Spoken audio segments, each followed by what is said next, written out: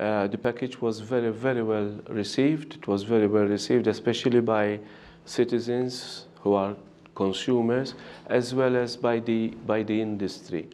But now we have to turn the legislation into action. And I think that is where the consumers, and more importantly, that's where the producers, where the industry come in.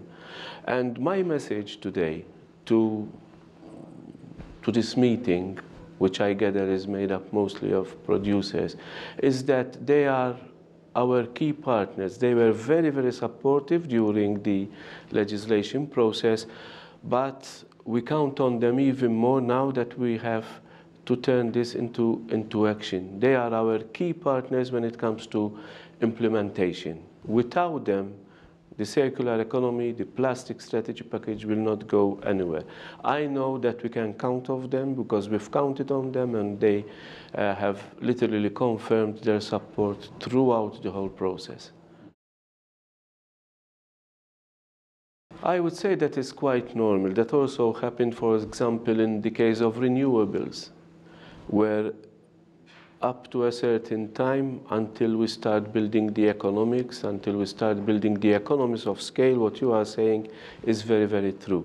But then we have to address this basically on two fronts. First of all, we have to increase the economics of recyclates. We have to make certain that recyclates are really taken on board. Today, unfortunately, the amount of recyclates which are being taken into production is very, very low. It's about 6%. And also, that 6% is a low value recyclate, and this will have to change. We'll have to change by us building the economics, building up the quantities, and also building up the quality. And I think we can do this. There is a lot of voluntary action and voluntary commitments and taking place, but then we have to also help with legislation as well. We are making certain that even in the plastic strategy, that the packaging, plastic packaging, which makes up some 60% of marine litter, for example, has got to be totally reusable and recyclable by 2030. In the waste package, which was also approved this morning, we have set targets. We have set the packaging target of 55% by 2030, and the municipal target by, I think, 65% by 2035. So everything is falling into place. I would say a better choice, hopefully without any harmful substances, without any harmful chemicals in the products, because we don't want to keep on recycling these harmful chemicals into our production. I think this is very, very important.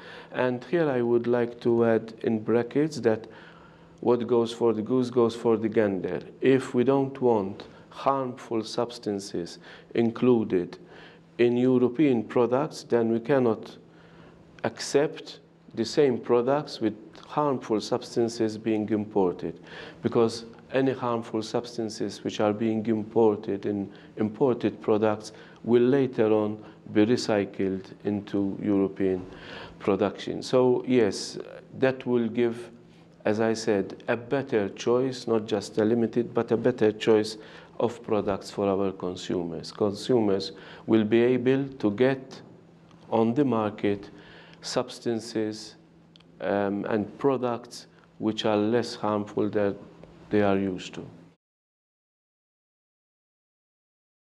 Yes, you mentioned Frans Timmermans, and I have to thank him because he's been very, very supportive on this file.